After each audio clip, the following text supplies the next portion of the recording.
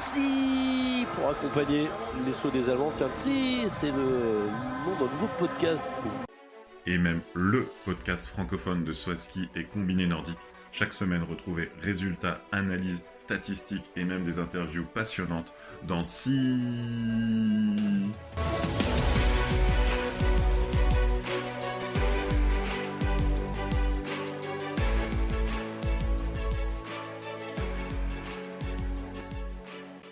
Bonsoir à tous et bienvenue pour ce 63e épisode de TSI, le podcast francophone de Swatsky et de Combiné Nordique.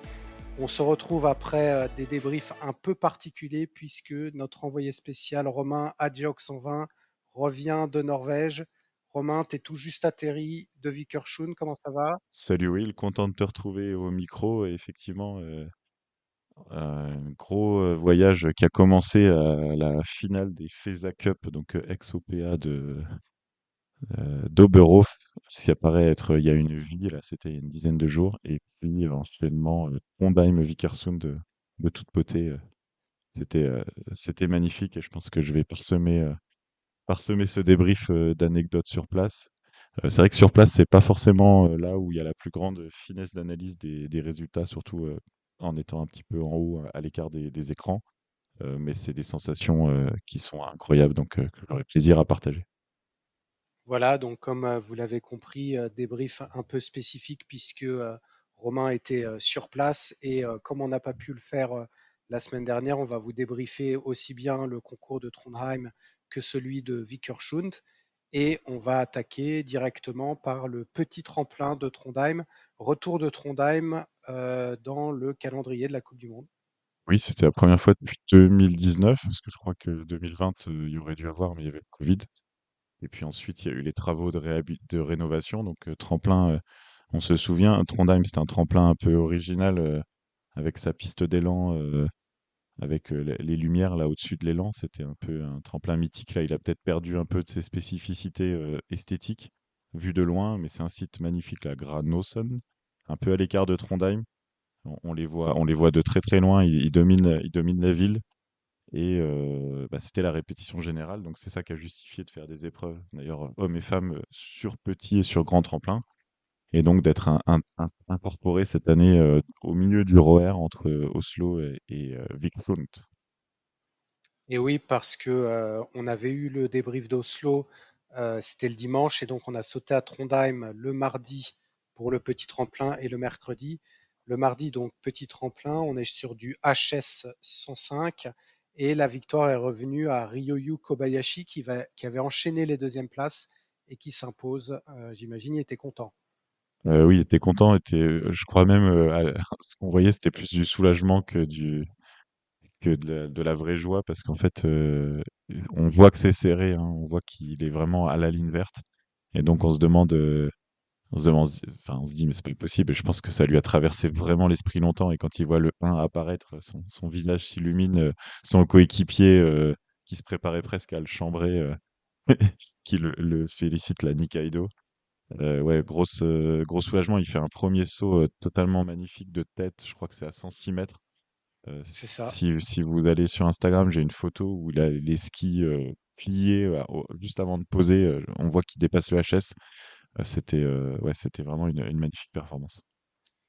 Et donc Kobayashi qui avait, comme tu l'as dit, fait un bon nombre de deuxième places ce coup-là, donc c'est lui qui l'emporte avec seulement 0,9 points sur Peter Preutz qui lui aussi enchaînait là sa quatrième deuxième place en 5-6 concours, quoi. Donc Preutz, lui, qui passe encore tout près d'une victoire pour sa dernière saison. Il lui reste plus que Planitza pour inscrire son nom cette année. Ouais, bah, après, c'était super, hein, parce que on l'a vu en vol revenir au très très haut niveau. Grand tremplin, c'est pas très surprenant, mais là, c'était petit tremplin. Il y a quand même quelques spécificités sur petit tremplin et ça montre surtout que son niveau actuel est très très fort d'avoir été incapable de faire un podium dans ces conditions, surtout que euh, l'homme très très en forme de cette saison, Stefan Kraft, n'est pas monté sur le podium, on va dire quasiment exceptionnellement, malgré un deuxième saut tout à fait exceptionnel, hein. Mais il y a eu un peu moins de chance aussi peut-être avec les conditions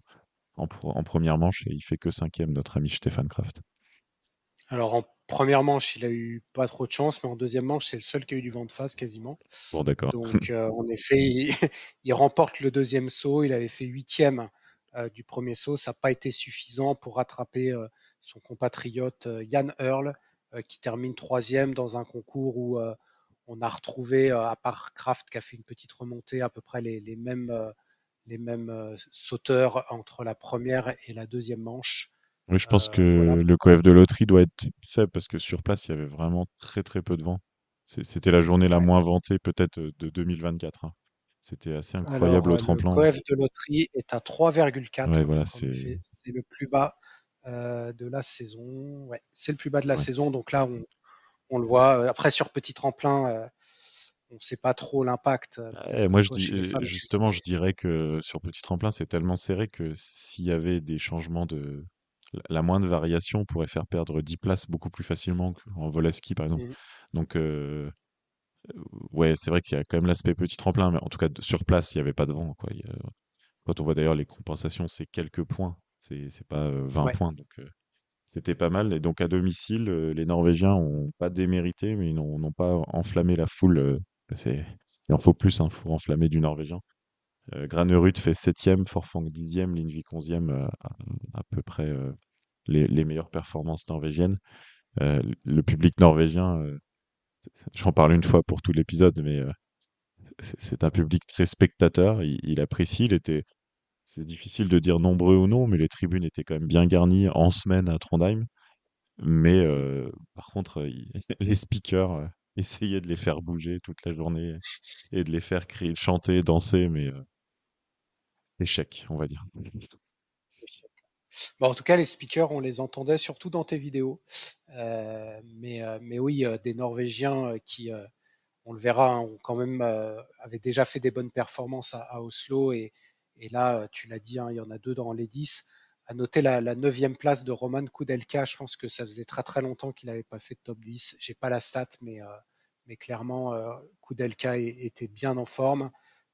Et Karl Geiger, toujours dans ses travers, il n'est pas passé. Domaine Preutz aussi n'est pas passé, ça ne te surprend pas. Non, mais moi je voulais mettre en avant, parce qu'on va en reparler dans cet épisode, Danny Huber, qui Mhm. avait été très bon à Oslo, sauf une manche où il est sacrifié. Et là, il fait huitième et c'était petit tremplin. Donc voilà. Bon, de toute façon, vous écoutez cet épisode, vous avez regardé Vikersund, donc vous savez les performances de Huber à Vikersund. Mais voilà, ça montre sa forme parce que sur le petit tremplin, il fait top 10. Mm. En tout cas, ça annonçait ses performances continues en Norvège. On va Et passer sur le Valentin grand. Foubert, Non, ouais, vas-y. 47e. Donc là, il n'y avait pas de qualif, hein, dans le format très particulier du ROR. Il n'y avait pas de qualif. Ils étaient 50 pour Trondheim et Vikersund chez les hommes. Et donc Valentin Foubert était dans les 50 après Oslo.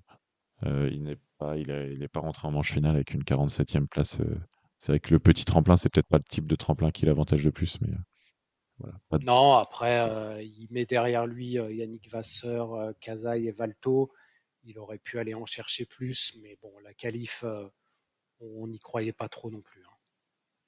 Ça fait beaucoup, beaucoup de mètres encore Hmm. à récupérer, hein. C'est passé à 97 mètres, hein. Donc il avait 5 mètres encore derrière. On passe au grand tremplin. Donc là, on est juste à côté, hein, tu l'as dit, des tremplins qui sont visibles de loin. Nouveau profil, un HS 138. Et du coup, bah, on a battu des records puisque il n'y avait pas de record encore inscrit sur ce tremplin officiellement, puisqu'il avait été inauguré, je crois, par. C'était Forfang, Fang, c'est ça ouais, qui avait. en février 2023.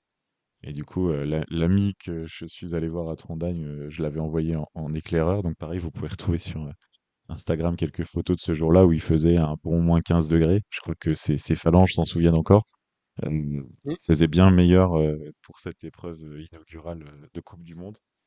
Là, c'était l'inverse. Enfin, une journée particulière ce mercredi-là. Donc le matin, il y avait des sauts féminins qui se passent très très bien, grand soleil et tout. Et on savait, c'était prévu que le temps allait se dégrader. Et en fait, il y a une pause d'à peu près 2 heures, là, le temps de midi. et le vent se met à souffler, mais vraiment au point qu'on rentre, on se calfeutre. On se dit, mais jamais ça va avoir lieu. Les trucs gonflables se tombent, les drapeaux un peu plus loin sur les pistes de ski de fond sont vraiment bien tendus et tout. Et ça s'est calmé. Les entraînements des hommes ont eu lieu très correctement. Et puis alors les épreuves, c'était, enfin, je pense que visuellement à la télé, il n'y avait pas moyen de savoir qu'il y avait eu un coup de presque tempête quelques heures plus tôt.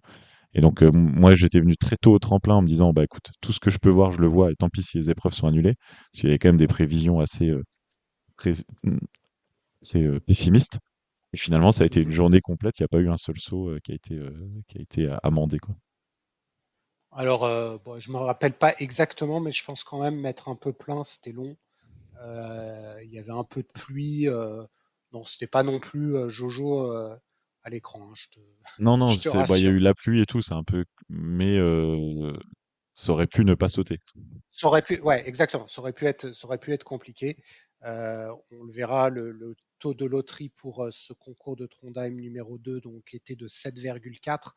Là, on est plus Ah dans oui. les taux élevés, c'est-à-dire ce qu'on a eu à l'Arty et surtout à Willingen, hein, où là, Ah on ouais, avait d'accord, atteint ok. 10. Tu vois comme quoi au Ouais, tremplin, c'est pas toujours pour là où on a le meilleur avis sur les compétitions. Mais c'était très beau à En tout voir cas, et parce qu'il y avait, ouais, comme tu dis, beaucoup de records et on a retrouvé notre Raftounet en pleine forme et toujours aussi beau à voir voler, qui a été challengé par son coéquipier de Tschofenig, mais qui a quand même gagné.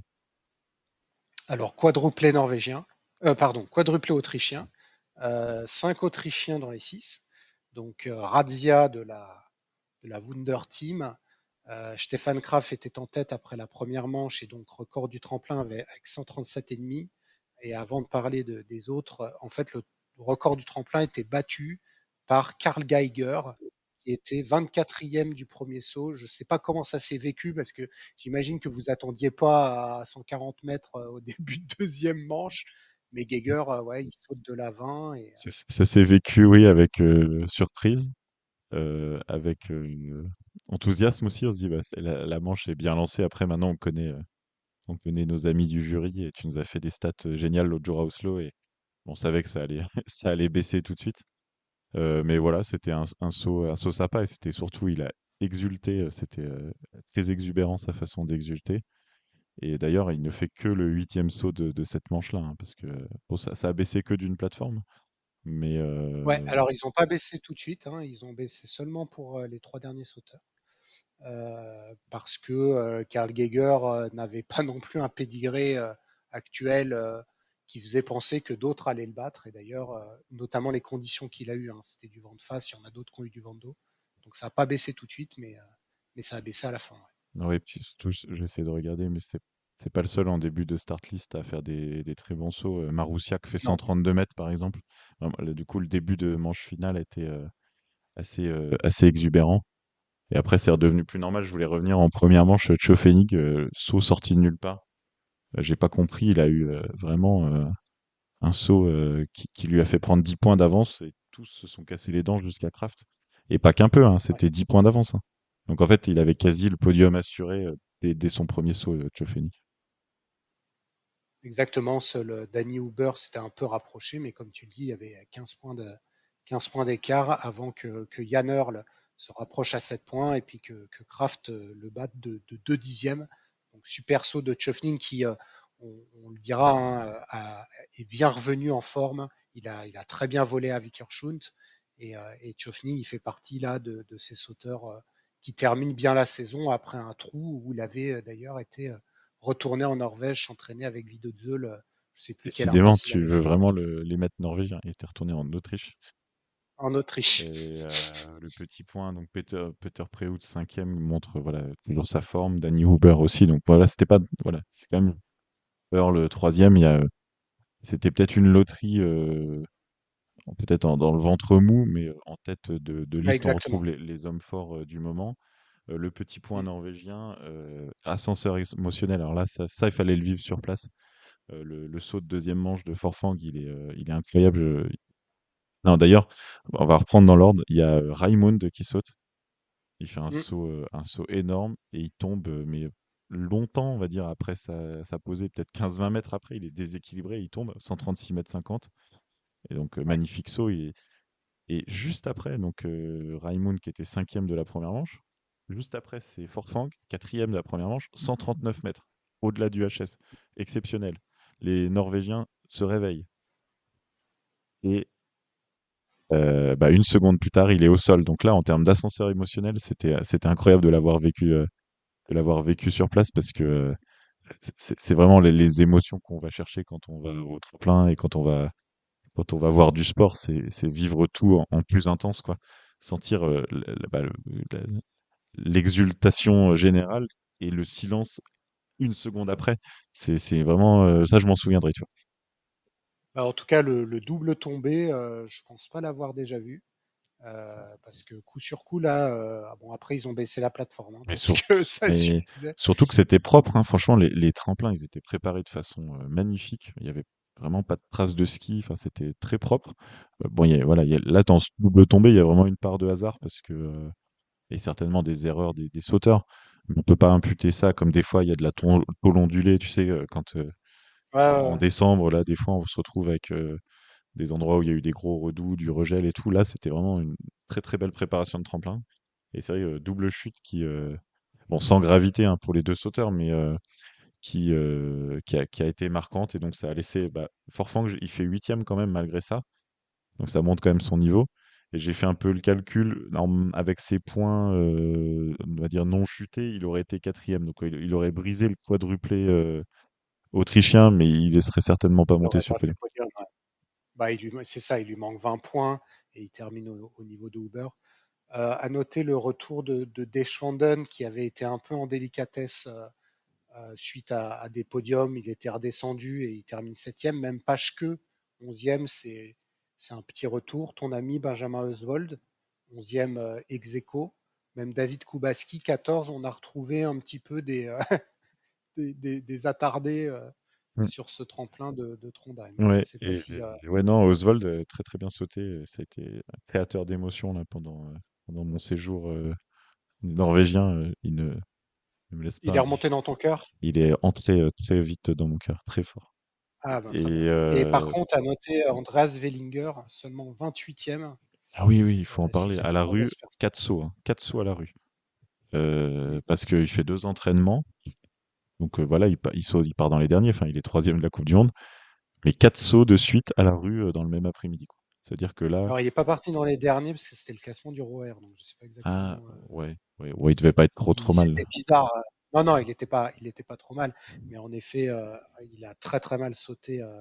Mais Là, moi, entraînement inclus. tous les. C'était Oui, oui. donc Je te ça veut dis, dire quand j'ai que mis tous les lui, sauts ensemble, faut- il est 37e et sur ce. donc Ouais, ça, il y a sur peut-être ce de quoi cogiter pour lui à un an des championnats du monde sur ce tremplin. Ils y retourneront pas Mm. d'ici là, à moins qu'ils s'organisent Ouais. un stage. Mais en tout cas, on peut dire que ah, Wellinger n'est pas ami avec ce profil. Ben, même Kobayashi. Hein. Mm. Ouais, c'est vrai. Kobayashi, Granerud, il n'a pas été génial. Piotr Joua, pas top. Enfin, voilà, en fait, ceux qui ont marqué des points, bah, c'est Kraft, Schöffning, Forfang, clairement, parce qu'il y a un tombé. Earl, Zeich, Raymond, hein, il a bien sauté, Deschwanden, Mm. Huber, Preutz, Ebok, voilà, quoi. C'est eux qui ressortent du truc. Mais c'est vrai que j'avais pas pensé à ce que Wellinger ne retourne pas à Trondheim avant, puisqu'ils ne mettront pas, ce sera pas au classement, ça sera pas à la Coupe du Monde, quoi. Valentin Foubert, 36e, là, c'était pas loin, Mm. mais Ouais, c'est c'était là, pas ça loin. laisse peut-être un peu plus de regrets, mais bon, c'était finalement peut-être sa meilleure performance du rower, Oui. parce que je crois qu'il Je était après crois. la. Il y a une qualif. S'il y a une qualif, mais comme ça compte. Mm. Mais c'est ça. Hein, c'était ça. Bah, en fait, il ne sautera pas à Planitza, hein, je pense. Si, il y va pour la Si, il y qualif va. du D'accord. jeudi, et puis du coup, 6 qualifications pour l'épreuve du vendredi. Mais après, forcément, Ok. la finale Donc, à 30. je pensais que c'était son dernier saut. Mais en vérifiant, ouais, voilà, c'est ça. Il avait terminé 33e de la qualif à Oslo, mais c'est sa meilleure performance dans une vraie compète au Tant ROR. mieux. Il va terminer 48e du ROR. Euh, c'est bien, hein, il a quand même sauté 1, 2, 3, 4, 5, 6, 7 fois. Bah, il a passé toutes les qualifs à 50.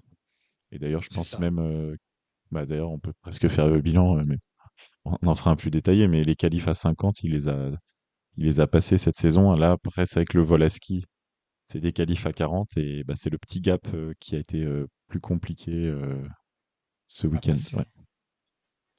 Voilà pour ce Trondheim. Tu veux rajouter Oui, quelque bah chose? Donc justement, toi, un peu un point d'étape, et- le ouais, ROER après Trondheim, c'était Kraft, sans surprise, devant Earl, parce que je fais exprès de dire les noms, parce que Vickersoon a apporté quelques légères modifications. Kraft mhm, devant Earl, Forfang, Peter Preutz, 5e Lindvik. Il y avait aussi Nikaido dans le top 10, Lanišek. Et par exemple, un Danny Huber était à ce moment-là 16e du ROER à cause de c'est son ça. trou, à cause des conditions hein, à Oslo.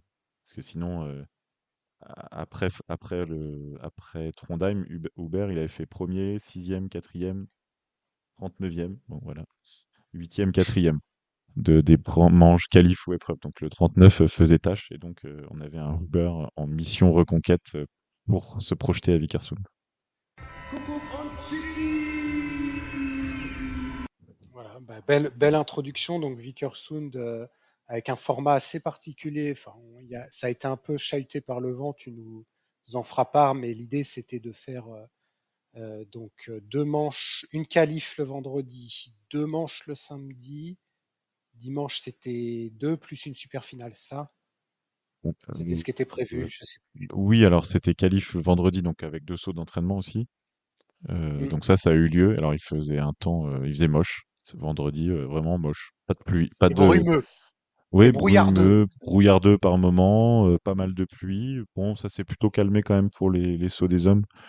C'était bruineux, c'était gris, il n'y avait pas de contraste. Et franchement, bah, c'était du coup même ma première expérience à Vikersund.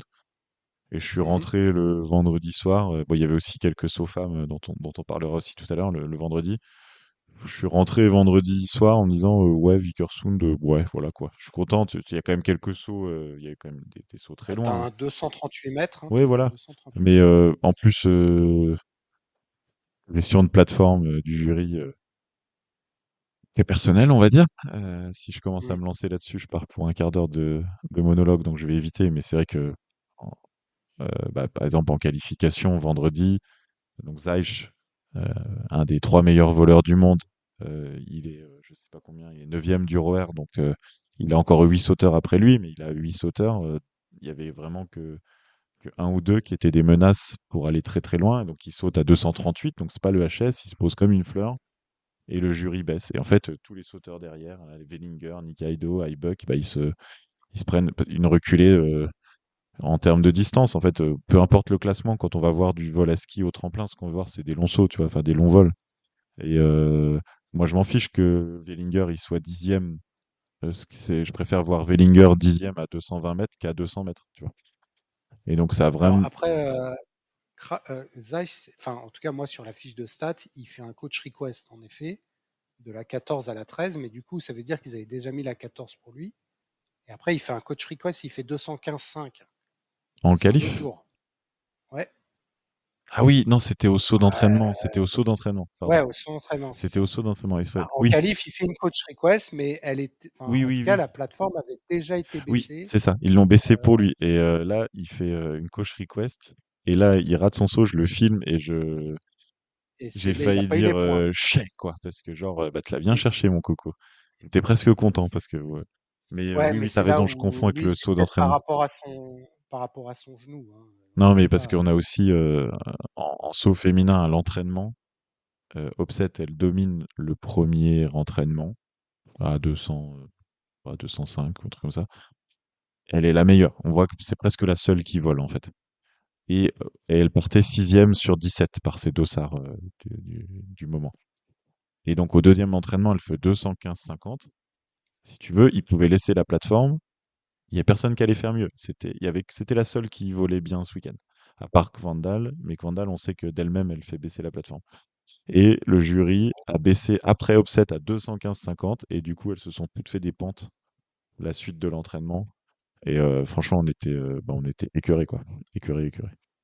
Donc voilà, c'était un En tout cas, vendredi là, mi-figue, mi-raisin, avec des beaux sauts quand même, des belles envolées. On voit un peu les hommes et bon, bah, les femmes aussi en forme. Mais vendredi, c'était pas un coup de cœur pour Vikersund. Et surtout qu'on avait tous en tête les prévisions météo de samedi qui annonçaient, on va dire, une tempête.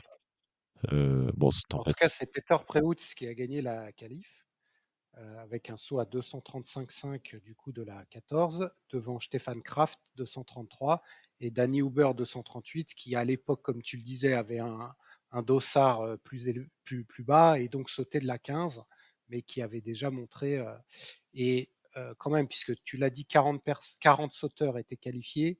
euh, le seul finalement qui n'est pas passé, je dirais, c'est Kylian Peyer. Valentin Foubert, il fait 180,5. Il fallait 184. En tout cas, c'est ce qu'a fait Willumstadt pour passer. Donc, il manquait pas beaucoup. Euh, mais voilà, Foubert éliminé. Les autres, c'était cote. Pas de surprise. Constantin Schmidt, mais il n'a pas été bon. Oh, bah, Donc, le samedi, tu es allé au tremplin. Tu as attendu. on savait qu'on y allait pour rien le matin. Donc c'était les femmes le matin, mais on savait qu'on y allait pour rien. Mais on s'est dit, si jamais il se passe quelque chose, ce serait quand même dommage. On est quand même venu pour ça. Et bon, bah, on n'a pas été C'est ça. déçus. La pluie a tourné à la neige en cours de matinée. Le vent a renversé 80% des barrières du site. Les banderoles volaient un peu dans tous les sens. Et évidemment, ça a été annulé pour les femmes le matin. Et surtout, le plus étonnant, c'est qu'ils ont quand même réussi à entretenir un suspense pendant une heure et demie, alors qu'il y avait vraiment aucune chance que ça saute. Mais bon, Bah, allez, l'après-midi, moi, j'avais un petit espoir. l'après-midi, oui, oui, en fait. Donc bon, bah, là, pour le coup, nous, on va se promener. C'était le blizzard, comme j'en ai vécu peu dans ma vie, quoi. La neige à l'horizontale qui fait des congères sur la route et tout, c'était sympa parce que bon, en Norvège, on s'est roulé sur neige. Et ça se calme en début d'après-midi. Et puis alors là, communication à gogo sur les réseaux sociaux du ROER, de Vikersund, de la fédération, de tout. On va sauter, on est confiant, ils font des vidéos et tout. Bon bah nous on y va, comme des bons petits soldats, on y va. Et on arrive au tremplin, on retourne au tremplin. Et effectivement, c'est plus calme. Mais bon, quand on a vécu le matin, tout était plus calme, quoi. Et C'est les, ça. les, les fanions, ils bougeaient quand même bien, mais on se mentait un peu à nous-mêmes, tu vois. Ouais, ça va bien se calmer et tout. Puis surtout, on avait regardé, ça faisait des jours et des jours qu'on regardait la météo heure par heure. Si la qualif, elle avait été à 20h, ça sautait sans problème, tu vois. Ça s'améliorait minute après minute, sauf on partait Mm. de trop haut, quoi. Donc, il décale d'une heure, il décale d'une demi-heure, d'une autre demi-heure, et puis après, le coup près est tombé, annulation. Et bon, là, il y avait Annulation. une pointe de déception, mais c'était pas illogique, hein. Il y avait quand même du vent encore à ce moment-là. Et c'est surtout que ça te donnait donc deux concours le lendemain. Alors, un concours qui a été sur une seule manche, puisqu'on allait sauter trois fois pour les meilleurs dans le deuxième concours. Donc, premier concours à 11h15 du matin, donc très matinaux.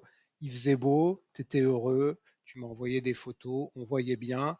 Et victoire de Stefan Kraft. Alors là, tu as Voilà, eu du gros c'était saut là. c'était exceptionnel. Alors, on avait déjà été, parce que c'est matinal 11h15, mais les femmes, elles ont commencé à 9h15 leur saut d'essai. Donc les hommes avaient quand même plus de temps.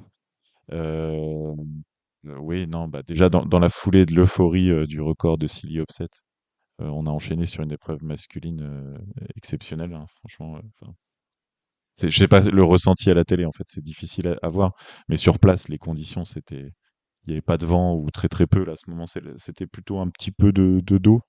À ce moment-là, grand ciel bleu, la neige fraîche de la veille, et puis des longs sauts tout de suite. Justement, c'est le moment de parler de Benjamin Oswald. Là, je suis tout en haut, je suis aux 50 mètres. Donc, je le vois passer devant moi. On voit qu'il est haut. Et puis disparaître dans la pente, parce qu'à ce moment-là, je voyais absolument rien de la suite. Et entendre une clameur en bas, quoi. Et vraiment, j'en ai des frissons parce que la fluidité, quoi, il s'élance. En fait, la table à Vikersund, elle est très très basse. Il y a des Mm. K90 qui ont une table plus haute que Vikersund. Et la bosse, elle mesure mes 1000 kilomètres. Et après seulement, après 100 mètres, quoi, en gros, ça part dans la pente, quoi, tu vois. Et, et c'était incroyable de le voir passer là comme ça devant moi à plusieurs mètres de hauteur. Et donc, c'était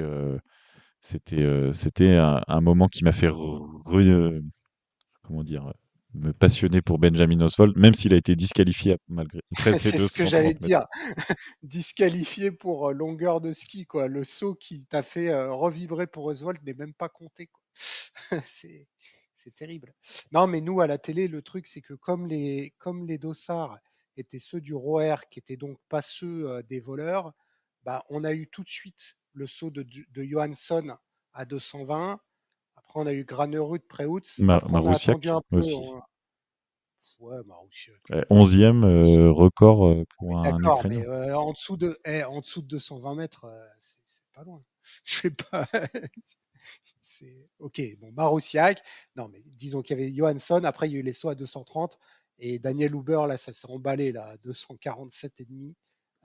Et puis après, j'étais un peu déçu parce que je pensais qu'il y en aurait d'autres qui passeraient le HS jusqu'à que Kraft arrive. Ou là, qu'est-ce que tu veux dire, quoi? Le mec, Bah, le saut de Uber, il est pareil, génial, hein, quoi. depuis la pente. Donc là, j'étais plus bas, je voyais bien les sauts, mais je fais ma petite photo en début de vol, et puis après, je regarde avec les yeux, et avant même qu'il ait posé, j'avais les bras levés le long de la pente, comme si j'étais un coach, quoi, parce qu'en fait, c'est incroyable. D'ailleurs, les photographes y allaient de bon cœur pour exprimer leurs émotions, parce que le vol à ski, ça laisse pas indifférent, même si tu es le photographe, en fait, tu aimes ce sport, et voir ça, quoi, enfin, cette fluidité en plus, et puis, toi, j'étais quoi, au 130, 140 mètres, et il lui restait plus de 100 mètres de saut. C'est énorme, quoi. Et puis, entendre la clameur en bas et voir qu'il s'est bien posé. Puis après, attend fébrilement la distance, parce que là, à 100 mètres de distance, tu vois qu'il allait loin, mais tu sais pas exactement. Et 247 et Moi, demi, ça, ça, pareil. Moi, à la télé, là, j'arrivais pas à savoir, hein. c'est Au-delà extraordinaire. du HS, tu sais que c'est 200 et quelques, 240 et quelques. Enfin, en tout cas, il s'incline de 8 points, dont 4 points sur le style. Euh, et puis, Kraft a eu un peu de vent de face. Lui, il a eu du vent de dos. Donc, comme il y a eu un peu de temps entre les deux, c'est vrai que là, moi, je dirais que la victoire de Kraft, bon, il a quand même fait le plus long saut et je le donne vainqueur. Danny Huber de ce concours de dimanche matin. Domaine Preutz, troisième. Pareil, Toujours la même ouais, technique. voilà, c'est ça. Et Ras le là, sol, il redécolle à la fin, quoi. le voir s'éloigner là au 100, bah, ou à peu près là, ouais, 100, 120, 130 mètres, c'est le moment où il reprend de la hauteur. C'est vraiment extraordinaire. C'est magique. Robert Johansson, cinquième, avec le dossard 10. Le retour d'Andreas Wellinger, sixième. Et puis les classiques, Timi Zajc. Granerud, quatrième, ça a dû bien envoyer du speaker en bas. Ouais, ouais, c'était sympa. Après, comme tu disais, c'était plutôt en début de start list, enfin, au début Ouais, du milieu. Donc à ce moment-là, on s'attend tu pas, sais on pas sait pas que trop, ça. ouais. Mais ouais, c'était chouette quand même. Tu voyais, puis surtout qu'il dérive bien sur le côté droit là. Granerud, il continue, Mm. donc c'était un saut spectaculaire. D'un point de vue comptable, Zeich et Preutz, Peter 7 et 8, c'était une très mauvaise opération pour le globe Mm. de Volaski. Exactement. Donc on reviendra sur le globe qui, qui va se décider à Planitza. Et donc, on repartait le lendemain, non plus avec 40, mais là, on en avait enlevé 10. Ah oui, alors Et là, donc, il y avait les, non, ouais, c'était pas les le 30 lendemain, c'était meilleurs. l'après-midi, donc Ah, pardon, c'était Pe- l'après-midi, exactement. enfin, quelques heures de pause. Alors pendant ce temps-là, c'est le mini ROR qui se déroule sur le K 10 à peu près sur le côté, parce que les tremplins de Vikersund, c'est incroyable. Il y a toutes les tailles. Vraiment, Mm. tu es sauteur, tu as tout forcément un tremplin à ta taille. Et donc là, ils animent pour occuper un peu le temps un mini ROR avec des gamins des clubs de la région. Donc c'était assez sympa. Les sauteuses norvégiennes qui étaient présentes pour leur checker quand elles sortaient de. Donc c'était un bon moment. Et puis effectivement, on se projette vers cette finale du ROR, vendue comme un concept novateur. Alors, je... déjà, bon, le principe, tu l'as dit, 30 du ROR, ouais, normal. 20 ensuite, pourquoi pas. La troisième manche à 10. Ça aurait pu être une bonne idée, sauf qu'il y a eu 2 pauses de 30 minutes. Tu sais, on en a déjà parlé dans les Ah super oui, teams où c'était déjà 2 ouais. pauses de 15-20 minutes, c'était trop long. Mais alors là, 2 pauses de 30 minutes, honnêtement, Ouais, les C'est 10 derniers, le concours a duré 2 heures et quart pour 60 sauts. C'est pas normal, ouais. en fait, et sans problème de vent. Il y a eu 2-3 moments où ça attendait, mais comme un concours de vol normal. Mmh. Le 2 heures et quart n'est pas n'est pas Des en raison conditions. des conditions. Vous voyez, on voit tu sais, tout de suite, on regarde, et puis après, ils annoncent deuxième manche, machin. C'est pas possible, quoi. Et je me dis, mais non, ça a commencé à 15h30. La troisième manche, elle a commencé à 17h30. Il faisait Mmh. quasi nuit. Enfin, ouais, principe à Et revoir puis parce que. les sauteurs, ils devaient en avoir marre là, hein, parce que ceux qui ont sauté 4 sauts. Mais d'ailleurs, le dernier saut, bah, il y a eu les Ah 243 et bah alors, demi alors de juste, attends, Hubert justement, Preutz. Ouais. l'autre truc complètement illogique, c'est que la deuxième manche se fait aussi dans le classement du ROER d'avant la première manche. Ça n'a aucun Mmh. sens. Donc, par exemple, on cherche à savoir, parce qu'il y avait quand même un enjeu, qui va être dans les 20, qui va être dans les 10. À la limite, ça, sur le principe, c'est sympa.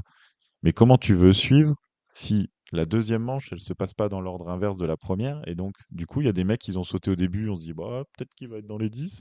Les mecs qui ont sauté à la fin, bon, à la fin, c'est plus ça, mais c'était illisible, en fait. Ah ouais, non, mais même à la télé, hein, C'était je veux dire. complètement illisible. Donc, En plus, j'étais pas sûr d'avoir compris le concept. Du coup, j'étais paumé, quoi. Je me rappelais plus. Est-ce que c'était le classement du vol à ski? Non, parce que Domaine Préhaut, il a sauté avec le dossard 8. Enfin, c'était oui, non, n'importe quoi. c'était pas pertinent dans le déroulé. Après, voilà, une belle épreuve. C'était plutôt de face en première manche. C'était assez fort de face en deuxième manche. Là, les Fagnons, ils remontaient bien. Et puis, bah, la Mm. journée avançant, c'est passé léger d'eau en troisième manche. Et le jury, qui a plutôt bien géré pendant notamment la deuxième manche, Mm. plutôt bien géré, tu vois, ça se gagne autour de 240, 240 et demi. Donc, bah, c'est qu'il y a sans trop de changement de plateforme, de tête.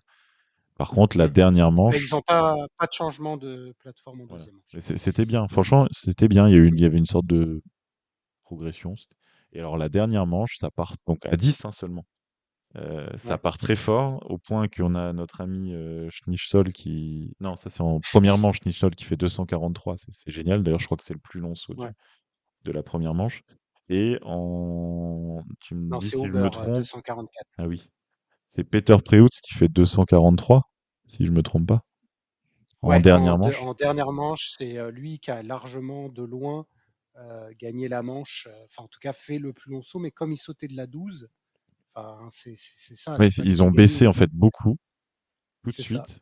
Ensuite, non, ils ont baissé à Ibok qui fait 233, quelque chose comme ça. On se dit, ah, allez, pourquoi pas? On se dit entre nous, ils vont baisser parce qu'on les connaît. Ça, Mm. Après, ils rebaissent avant Zaïch. Enfin, ils rebaissent 3 fois, quoi. En fait, j'ai plus le déroulé exact, mais ils baissent 3 fois. Et puis, bah, du coup, c'est dommage. Ça se gagne à 231, 232 et demi. Zaïch à Bah, 225 et demi. ils en ont fait sauter 3 à la 13, puis un à la 12 tout seul, puis 2 à la 11 pour se dire, bon, allez, hein, on finit à la 10 parce que c'est Uber, Kraft, Zeich Ouais, mais et Domi. imagine, alors, devant la télé, en live, il y avait aussi le temps d'attente, mais t'es au tremplin, t'attends un bouquet final. T'es là depuis 8h30 le matin, parce qu'il y avait le saut des femmes avant. Ça fait 10 heures que t'es au tremplin, t'attends un bouquet final. On te vend un truc avec les 10 meilleurs voleurs qui se sont qualifiés Mm. après 2 manches. Donc tu sais vraiment, ils sont pas là par hasard. C'est les 10 meilleurs voleurs. La manche, elle commence bien, 230, 243. Et après, on te casse ton jouet. On nous a cassé notre jouet. Bah ouais, mais franchement, ça faisait depuis le matin qu'on voyait des 240 mètres. Bah, le 231 de Uber pour prendre la victoire, zéro émotion, tu vois. Bah oui, puisque du coup, donc Preutz Domaine fait 214, Zaj 226, enfin 225, Kraft 233, Uber 231.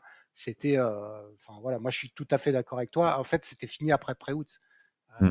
Dès que tu es passé à la 11, c'était terminé. Les Surtout que le mecs ils vent baissaient plus. forcissait, mais euh, le jury, j'en ai parlé tout à l'heure avec Opset et plusieurs fois le week-end, le jury, des fois, on se demande s'ils connaissent le sport.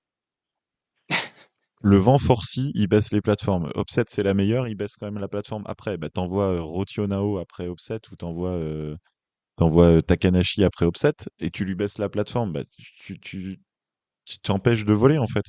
Et il y avait pas, c'était même pas une question de sécurité. Et ouais, c'est assez écœurant parce que Bah, en tout cas, les deux meilleurs voleurs du week-end l'emportent. Donc Kraft avait gagné le matin, Uber a gagné l'après-midi, même si moi j'aurais dit qu'Uber a gagné aussi le matin. Finalement, c'est Uber hein, qui a été le meilleur voleur. Et d'ailleurs, il avait déjà été pas mal, je crois, soit à Kulm, soit à non, à Oberstdorf. Oberstdorf, il fait 2 fois 5, ouais. À Oberstdorf, Ouais. ouais, ouais. Donc Daniel Uber, je me rappelais plus de lui comme un aussi bon voleur. Après, on l'a peu vu cette saison. Kraft, on le connaît. Et finalement, Timi Zajc, bon, il a profité de différentes circonstances pour terminer troisième sans finalement faire un saut au-delà de 235, quoi. Oui, c'est ça. Euh, Les écarts sont importants, hein. Bon, Kraft, sur 3 manches, il est qu'à 16 points. Là, c'est pas important. Ça veut dire que Hooper et Kraft, non, ils étaient d'un niveau quand même très proche. Et par c'est contre, ça. Timi Zajc, il est à 56 points. Là. C'est quand même beaucoup. Et bon, c'est vrai Mm. que c'est le meilleur Slovène. Alors, il y a eu un Slovène sur le podium de toutes les épreuves du week-end, avec Klinec chez les femmes. Mais c'est vrai que c'était voilà, une fin dommage. Dommage d'avoir fini comme ça. Ça a pas gâché l'ensemble de la journée qui était magnifique, mais ils Bon, sont- après, voilà, les deux meilleurs sont devant. Il y avait ces Zeiss, Snitchol, Preutz Domen et Preutz Peter. Pour moi, ils faisaient ce groupe-là. Il y en a deux qui ont été sur le podium. Donc, on va dire que ça a quand même été au niveau attendu, hormis ces histoires de plateforme, comme on l'a démontré. et Et euh, donc, vas-y. ouais. Non, bah, dans les top 10, il y a quand même quelques profils un peu surprenants, on va dire. Parce que là, c'était quand même des purs voleurs. Vickersund, c'est vraiment le tremplin des voleurs, encore plus que peut-être d'autres tremplins de vol. Et on a Tchofénig 7e, 6e. Et Mm. là, je suis un peu obligé de manger mon chapeau parce que c'est moi qui ai été un peu dur avec lui dans différents podcasts précédents, qui volait pas bien sur les fins de vol et tout. Et là, il fait quand même 3 sauts au-delà de 220, 2 fois 227. Il est dans le top 10 des meilleurs voleurs de la compétition. Donc, bah, bravo à lui. C'était des grosses performances. Il y avait Linger, qui- j'attendais peut-être pas aussi haut. Et Deschwanden, c'est peut-être une petite surprise aussi. Ouais, moi, pareil, Et zéro c'est Norvégien. cela. Et zéro Norvégien. Et, À la rue totale et des j'aime. Norvégiens. Mm. Forfang, il fait 22e et 21e. Est-ce qu'il s'est, du coup, des deux épreuves dominicales, est-ce qu'il s'est passé quelque chose après sa chute est-ce qu'il s'est fait mal dans sa chute à Trondheim ou non, je sais pas, mais en tout cas, il a pas été bon, tout simplement. Lindvik 26 et 29e, donc là, ça ressemble à pas grand-chose. J'ai une photo de Lindvik assis, posé, assis, peut-être à 120 mètres ou 130 mètres. C'était triste à voir. Et dans les top personnages de ce ROR jusque-là, c'était Earl, qui était sur le Mm. podium et qui fait 24 et 25 dimanche. Donc à la rue totale aussi. Exactement. Et donc, le meilleur Norvégien du ROR, bah, c'est Forfang, seulement 15e. Oui, parce qu'en Donc, fait, vraiment décevant. Bah, ça avait un poids important. Mais, cette troisième épreuve finale, et en plus sur le plus grand tremplin, j'ai calculé, elle représente à peu près 25% du total du ROR. Il y a eu mm, 9 jours, 9 épreuves, donc en qualif, où il y a eu 18 sauts, je crois. Enfin, 17 peut-être maintenant avec l'annulation.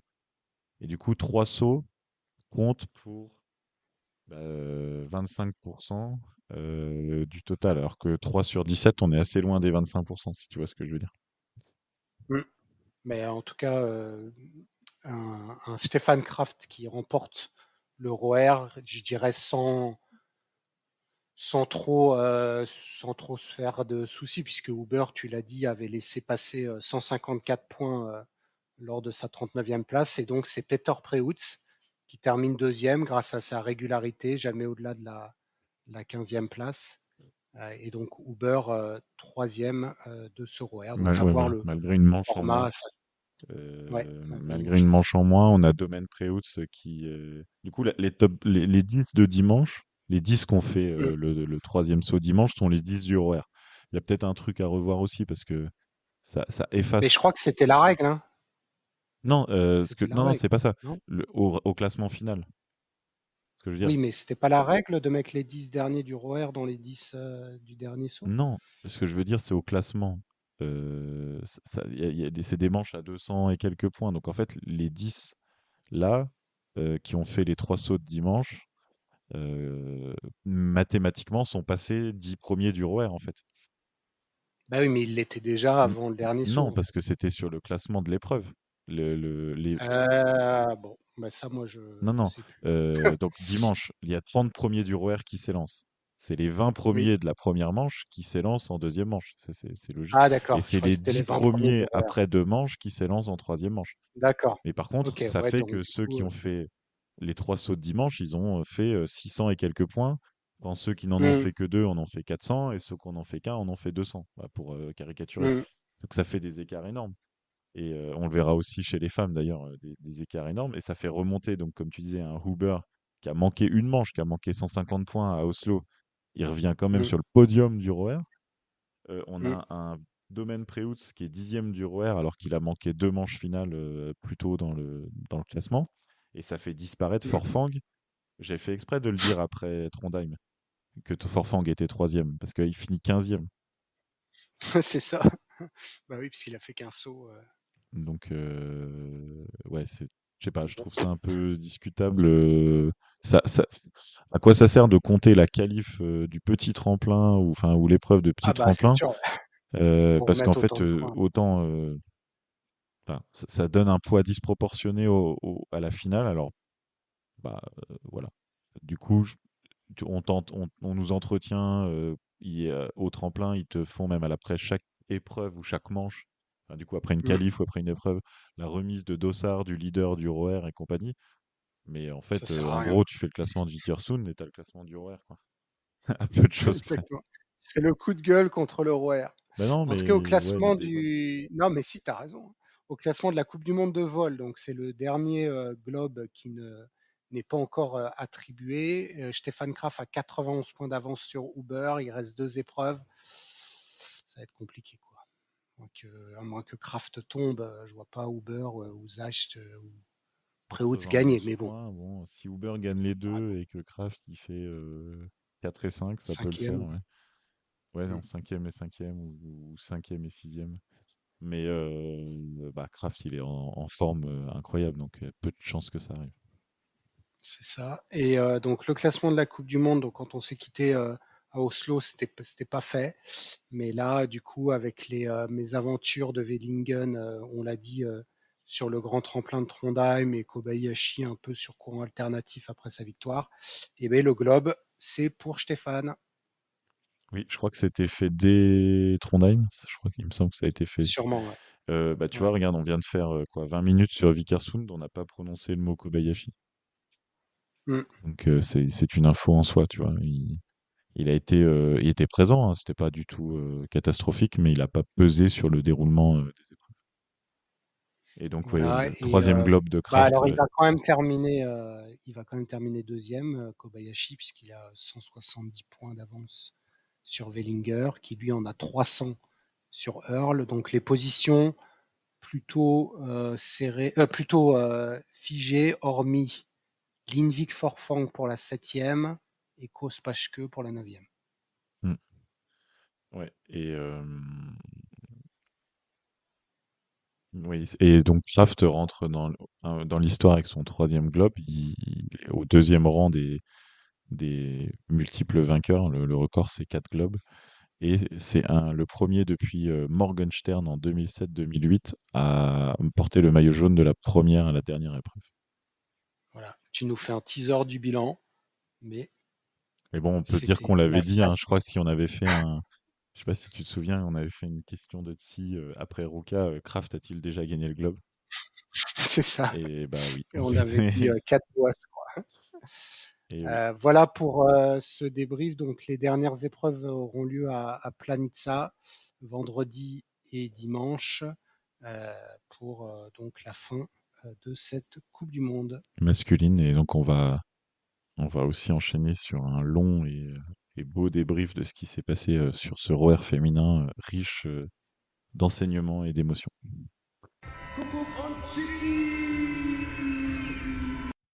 Le ROER féminin, donc parallèle, strictement parallèle cette année d'ailleurs, en prize money aussi.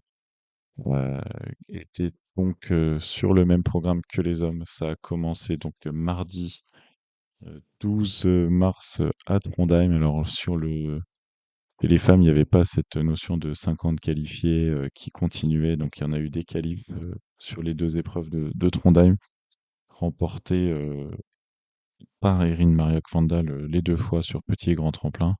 Et malheureusement, Emma Chervet n'est pas rentrée dans les 40, ne s'est pas qualifiée, ni sur petit, ni sur grand tremplin. Donc elle finit sa saison sans passer ses qualifs, euh, comme précédemment aussi, je crois, à Oslo. En tout cas, elle n'a plus remarqué de points depuis le week-end avant Villingen. Je crois que c'était le week-end de Ljubno, donc avec ensuite la coupure du programme. Mais c'était la première saison complète de Coupe du Monde d'Emma Chervet, donc on reviendra dessus dans notre débrief. Mais il y a plein de choses positives. Le mardi sur petit tremplin, c'est Erin Maria Kvandal, l'héroïne locale de Norvège, qui s'est imposée sans coach request, il faut le noter, avec des sauts tout à fait corrects. De justesse devant Eva Pinkelnig, toujours aussi forte sur ses tailles de tremplin de 0,6 points. Et une Nika Krishnar qui continuait sur sa lancée de l'arty. Alors elle n'a pas été incroyable à Oslo, mais là elle reprend un nouveau podium et cette fois sur un petit tremplin. Donc on peut penser qu'elle avait peut-être un profil un peu plus voleuse. Donc c'était bien joué de sa part. Elle a été ouais, plutôt 10e, 11e et 12e à Oslo, donc c'était légèrement en retrait. On Sur cette épreuve, la quatrième, c'est Alexandria Loutit à seulement 2,1 points. Donc quand on sait qu'un mètre vaut 2 points sur petit tremplin, c'était vraiment très très serré. Cinquième place pour Nika Preutz. Là, c'est une très bonne performance pour elle parce qu'elle limite une perte sur Pinkelnig et c'est une grosse perf sur le classement général de la Coupe du Monde. Huitième place pour Joséphine Panier avec septième et 12e saut de la manche. On relève du côté positif une 12e place de Silly Opset qui doit être de loin sa meilleure performance sur petit tremplin, peut-être depuis une saison et demie, 2 saisons.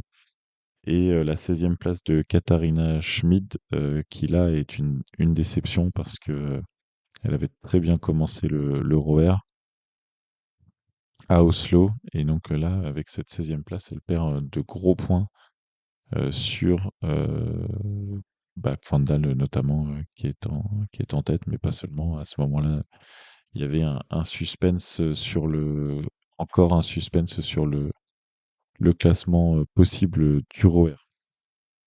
Le mercredi, sur le grand tremplin, c'est Nika Preutz qui s'impose. Et donc là, elle marque sa patte et elle gagne quasiment, on peut dire, le globe sur cette épreuve-là, avec, avec un deuxième saut, par exemple, qui était vraiment magnifique. Elle est allée chercher cette victoire. On voyait qu'elle s'est battue, hein. Il y avait très, très, très peu de sourires de sa part à Trondheim.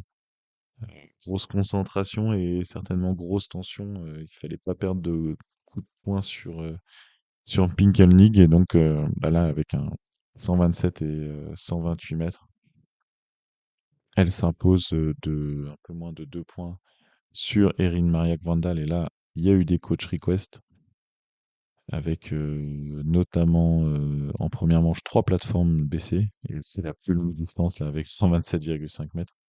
Et sur la deuxième manche, le jury l'aide entre guillemets en baissant d'une plateforme et puis elle fait le. Ah non, même pas. Non, non, elle était à la 30. Elle baisse de 2 plateformes, 129,5 mètres. C'est la meilleure distance de nouveau. Mais il n'y a pas les points dès, dès la coach request. Et donc, elle ne peut pas s'imposer dans ces conditions-là. Il lui aurait fallu plus de points. Donc, intrinsèquement, vu les plateformes d'où elle est partie, c'était la meilleure sauteuse du plateau. Mais voilà, les règles sont ce qu'elles sont. Elle n'a pas eu les compensations. Elle n'a pas marqué plus de points que Nika Preutz. Et c'est donc Nika Preutz qui gagne cette pré-championnat du monde. Pinkelnig est toujours là avec des sauts solides et propres pour prendre une nouvelle place sur le podium devant Krishnar, donc toujours en forme. et Loutit toujours là en embuscade, mais ça faisait un moment qu'elle n'était pas montée sur le podium. Ça fait toujours un moment qu'elle n'est pas montée sur le podium depuis Ljubno, euh, avec un enchaînement de places d'honneur de quatrième, cinquième place assez sidérant. Depuis Ljubno, elle a fait une, 2, 3, 4, 5, 6, 7. Elle a fait 7 fois quatrième ou cinquième en une dizaine d'épreuves. Donc c'est une belle régularité, mais une régularité un petit peu en dehors des podiums. Pour la Canadienne, sixième place pour Cilia Opset, qui montre qu'elle est toujours en forme sur ce ROR. Septième place pour Katharina Schmidt, qui rétablit un peu le cap après le petit tremplin. Parce que Schmidt, là, elle avait vraiment été bien en début de ROR. Et neuvième place pour Joséphine Panier, qui avait fait un premier saut assez compliqué à la 17e place, si je me souviens bien, et qui est bien remonté avec un très joli deuxième saut. Pour non, non, c'était sur une autre épreuve qu'elle avait fait ça, pardon. Joséphine Pagny, elle était euh, 9e en étant 7e et 15e des deux. Désolé pour la petite imprécision. Et donc, après ce, doublé d'épreuves de Trondheim, euh, on connaissait le casting pour Vikersund. Donc, on rappelle les règles, les 15 premières de la Coupe du Monde et les participantes dans le top 15 du ROR qui ne sont pas dans le top 15 de la Coupe du Monde. Et à ce petit jeu, on en avait trois. Nozomi Maruyama, sortie de nulle part, elle est actuellement quand même loin au classement de la Coupe du Monde. Elle est 24e au classement de la Coupe du Monde. Et c'était quand même difficile de l'imaginer. Elle avait comme meilleur résultat cette saison une 19e place à Sapporo. C'était dur de l'imaginer aller au vol à ski. Elle avait même en plus sauté les épreuves de Ljubno et de Villingen. Et là, elle a fait un superbe ROR qui la mettait dans le top 15 après Trondheim. Et donc, euh, une qualif pour Vikersund. Selina Freitag a un petit peu sorti de sa saison difficile pour aller au vol à ski. Et la dernière qualifiée, c'est Lisa Eder, euh, avec son style loin de ses skis, cette petite Pinkelnig en plus jeune, qui elle aussi est allée porter ses skis sur le tremplin de Vikersund grâce à ses performances. Les autres qualifiés, c'était Nika Preutz, Pinkelnig, Ito, Lutit, Sai Fritzberger, Krishnar, Vandal, Joséphine Panier, Sarah Takanashi, Katharina Schmidt, Silly Opset, Jenny Rautionao, Emma Klinech, Marita Kramer et Thea Minian Burset. Donc Marita Kramer a choisi de ne pas se rendre à Vikersund. C'était un choix, c'était pas une blessure ou que ce soit. Elle se sentait pas. Elle avait fait une chute, par exemple, après la posée sur un des sauts de Trondheim, peut-être un manque de confiance. On remarquera que Thea Minian Burset était vraiment à la limite et était, pour ainsi dire, très stressée.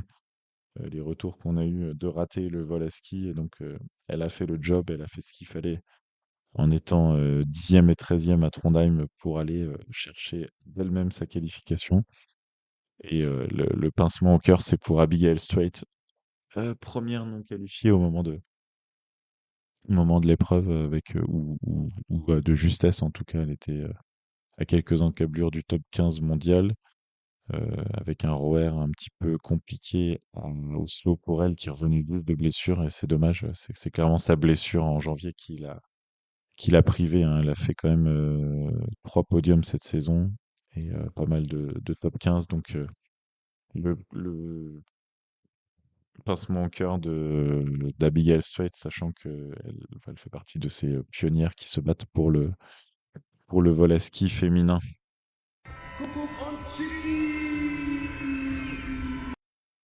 Ouais, ça fait une transition, voilà, vers Vikersund. Donc, bon, bah, 17 sauteuses engagées, hein, c'est trop peu par rapport aux hommes, évidemment. Surtout que, voilà, techniquement, elles n'ont pas grand-chose à prouver. Elles n'ont pas grand-chose à prouver. Donc, c'était une décision de la FIS. Un seul week-end de vol à ski encore cette saison.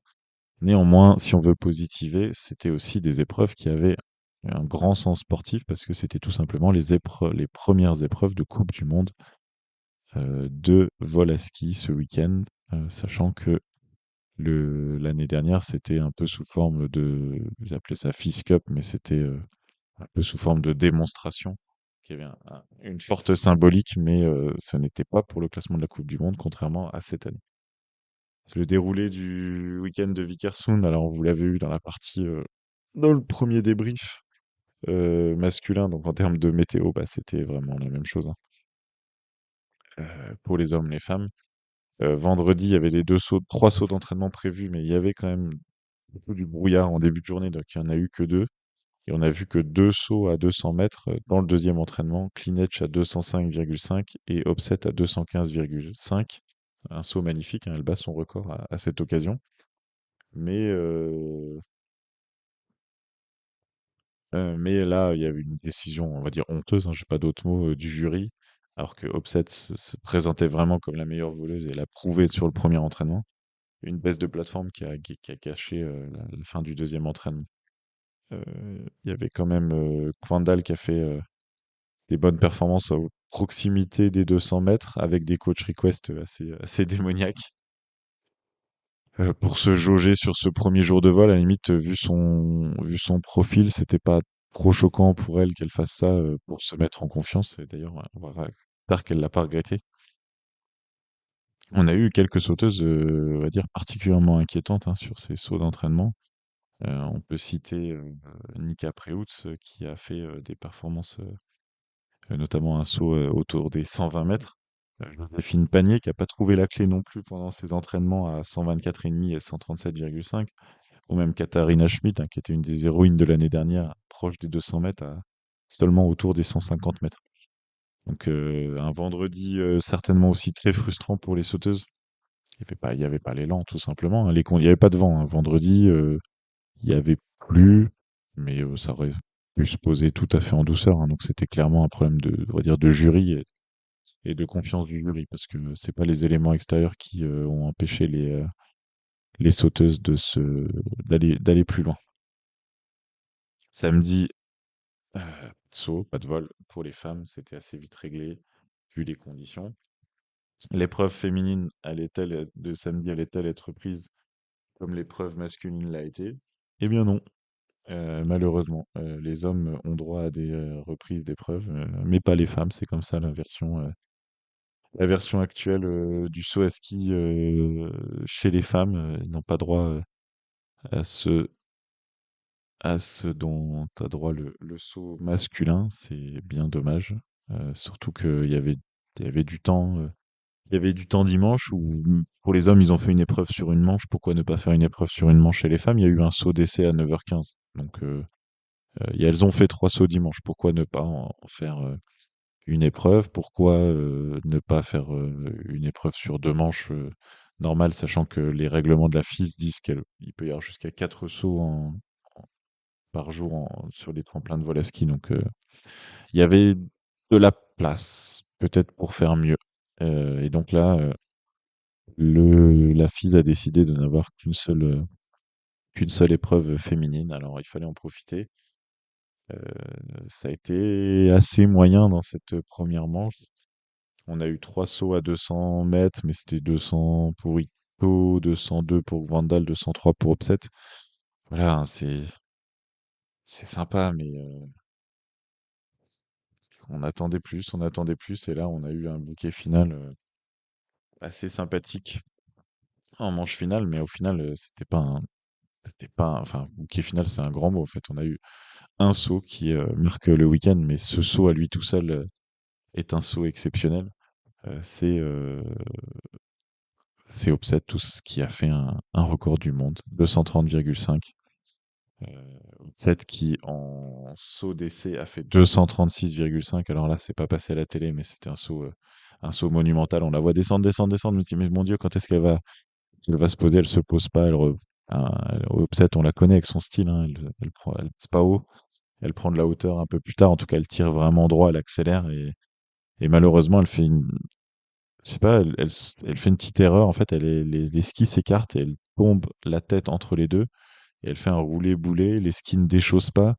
Elle reste immobile longtemps. Enfin, on n'a pas eu peur pour sa santé, du genre dans le coma ou la nuque brisée. Ils n'ont pas vraiment eu peur pour ça. Mais par contre, le fait qu'elle soit blessée, c'était clairement une possibilité parce elle est vraiment restée allongée sans mouvement assez longtemps dans la raquette. Finalement, elle est sortie en boitillant. Elle est sortie de la raquette. Elle avait le visage complètement râpé, le front et le nez. En pleurs à ce moment-là et en se renseignant un petit peu, finalement, les pleurs ont vite été remplacés par une joie immense. En fait, elle savait qu'elle avait fait un truc incroyable avec ce 236,5. Mais voilà, c'était tombé et donc c'était pas un record du monde et c'est pas satisfaisant pour un sauteur ou une sauteuse que son meilleur saut soit un saut, soit un saut tombé. Et donc, sur cette deuxième manche là de l'épreuve, ce 230,5, c'est un saut bah, tout simplement historique. Il est au moins aussi beau que le record du monde d'Emma Klinech l'année dernière, hein. Un saut de pure voleuse depuis une plateforme déjà un petit peu abaissée pour elle. Et il n'y a rien à dire, c'est exceptionnel et on s'en souviendra et on va le regarder souvent celui-là en replay. Toujours est-il que Silly Opset, elle gagne pas l'épreuve parce que Erin Maria Kvandal, elle bénéficie tout de suite après le saut d'Opset d'une baisse de 3 plateformes par le jury. Une baisse décidée par le jury, ça veut dire qu'elle a, quoi qu'il arrive, les compensations. Elle fait 212 mètres, donc 20 mètres de moins que Opset. Et elle prend les points de compensation, elle gagne l'épreuve. Franchement, je pense que là, Silly Opset, c'est le cadet de ses soucis actuellement. Elle a le record du monde, elle a eu un sourire figé sur elle tout le reste de la journée parce que voilà, elle a pris un énorme bol d'air. Mais voilà, l'histoire retiendra que c'est Erin Maria Kvandal qui a gagné la première épreuve de vol à ski chez les femmes. Son vol à 212 mètres 50, c'est pas un vol dénué d'émotion hein, depuis la pente. Je la vois passer là aux 160, 150, elle est très très très haute et à un moment elle a même les skis qui passent carrément derrière les oreilles, les spatules derrière les oreilles. Et je la vois, et en fait, là, je me mets la main sur la tête, je me dis, oh, qu'est-ce qui va se passer? Parce qu'en fait, si elle continue à tirer droit comme ça, vu la hauteur qu'elle avait, elle partait aux 250 mètres. Et Kvandal, 250 mètres, elle s'est pas posée. Il n'y avait pas de doute là-dessus. Et finalement, son style de saut ce week-end faisait qu'elle relâchait quand même beaucoup sa tension dans la fin de vol, et elle s'est posée en douceur, et plutôt même bien proprement à 212 mètres, 212 mètres, donc largement de quoi gagner l'épreuve, mais vu sa hauteur, il y avait peut-être mieux à faire. On va pas- Et donc, Erin Maria Kvandal, par ce vol de toute beauté, remporte par la même occasion l'Euro Air. Il lui manquait pas grand-chose enfin, pouvait pas lui arriver grand-chose sur ce ROR qu'elle a dominé de la tête et des épaules. La quatrième de cette épreuve, c'est Katharina Schmid. Euh, Toujours pas atteint les 200 mètres. Elle était passée très près l'année dernière. Cette année, 183,5, 195. Et en plus, avec des belles notes techniques. Alors voilà, ça lui ferait, à mon avis, une belle jambe d'être quatrième. On ne peut pas repasser les 200. C'est compliqué, hein, sachant qu'elle réfléchit à sa fin de carrière. C'est pas simple. Cinquième, Yuki Ito, qui avait été sur le podium l'année dernière. Elle a quand même réussi à enregistrer un 200 mètres.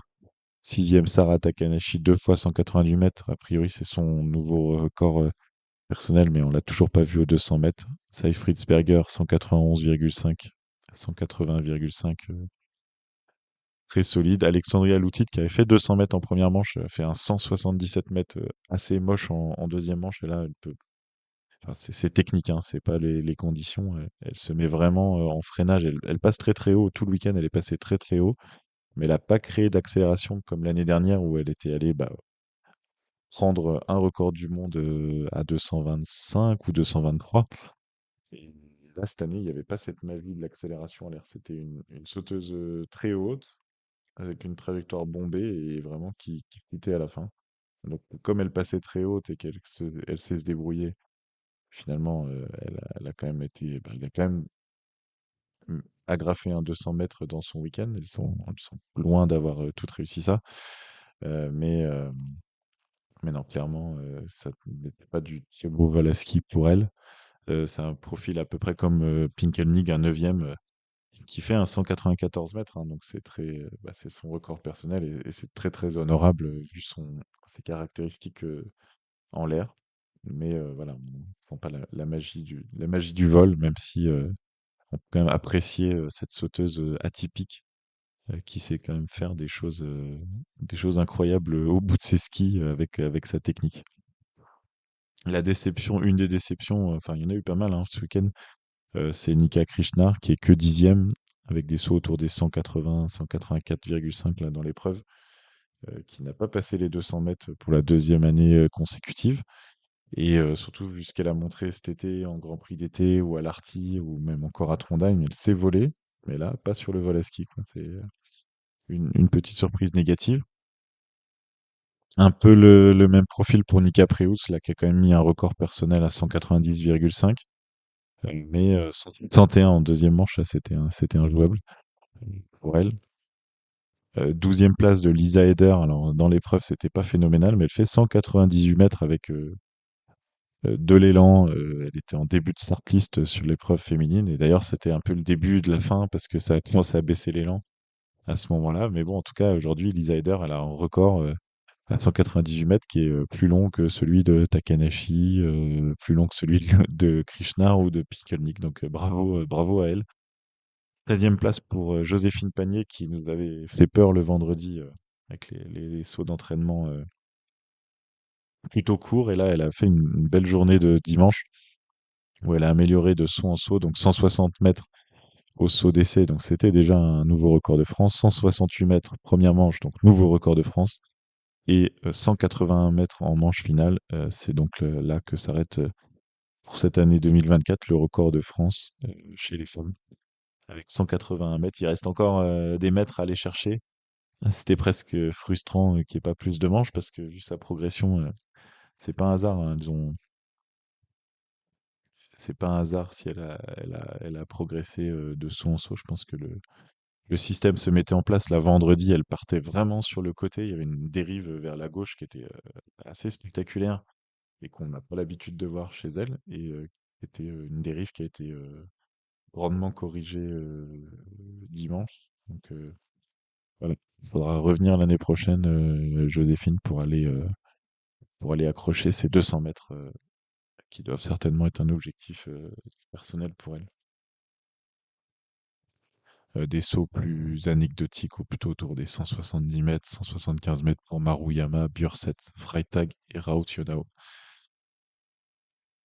Après ces épreuves, donc on avait le classement final du ROR qui a été un petit peu chamboulé. Kvandal, grande domination, pas de surprise, elle le gagne très largement, mais c'est Silly Opset qui se hisse à la deuxième place. Alors, elle a gagné une épreuve à Oslo, mais sinon, après, elle était hors du podium tout le temps. Elle a même été 21e de la qualif à Trondheim, par exemple, sur le petit tremplin.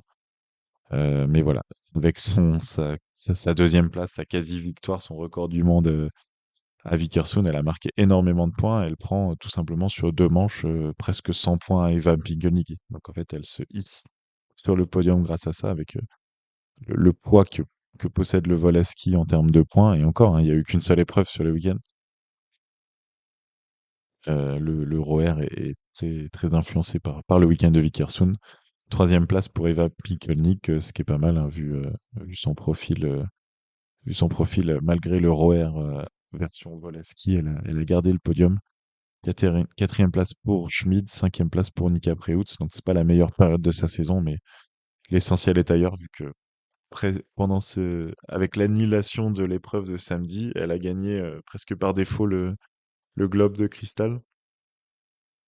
Et on a pu retrouver une Nika Preutz plus détendue dimanche. Je crois que l'objectif globe était un objectif stressant. Et là, bah, c'est réussi. Elle a 18 ans. Elle va aller chercher, lors de l'épreuve finale de Planissa, son premier globe de cristal. Joséphine Panier termine 10e de ce ROR en étant, euh, en étant constante autour de ces places-là, bah, comme comme depuis la tournée allemande au moment le Too Nice Tour au moment du Nouvel An là. Si on met de côté ces 2 premiers week-ends phénoménaux avec 3 podiums, une quatrième place avec 2 victoires, le reste de la saison était plutôt autour de la 10e place, donc ça fait un bilan très satisfaisant au général. Avant l'épreuve finale, donc ce jeudi, hein, ça va arriver très vite, jeudi en fin d'après-midi à Planissa sur le petit tremplin. Nika Preus a 189 points d'avance sur Pinkelnick, donc c'est gagné.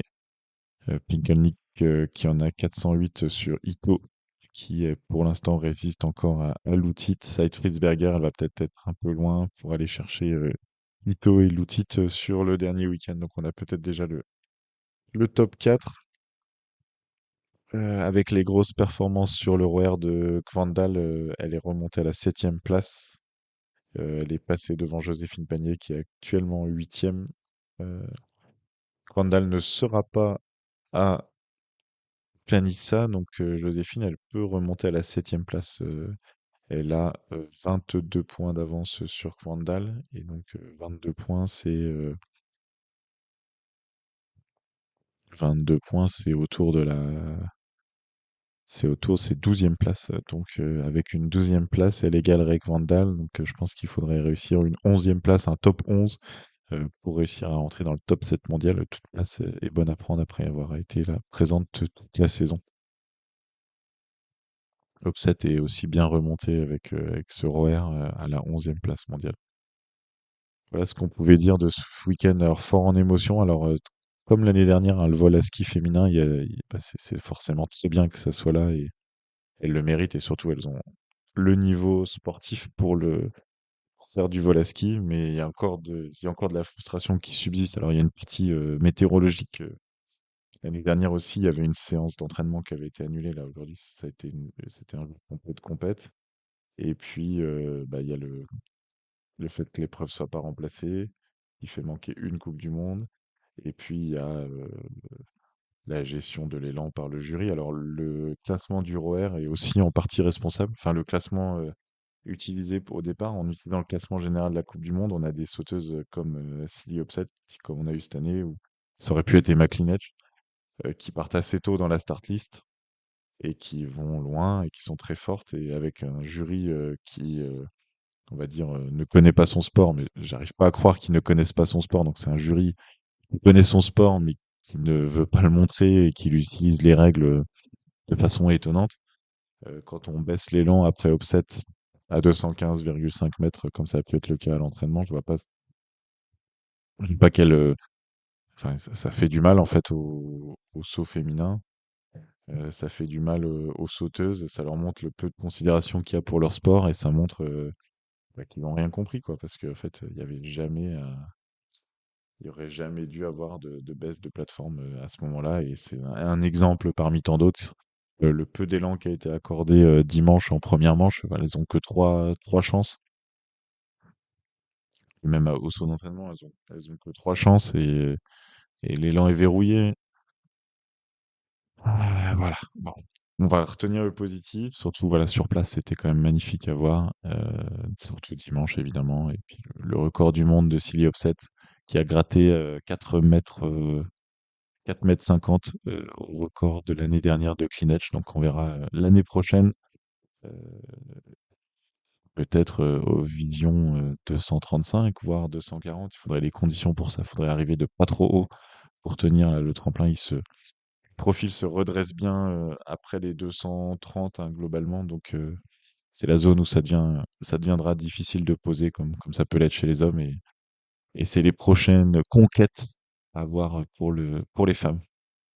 On referme ce chapitre ROR ainsi et on se retourne vers le combiné nordique dont c'était les finales ce week-end.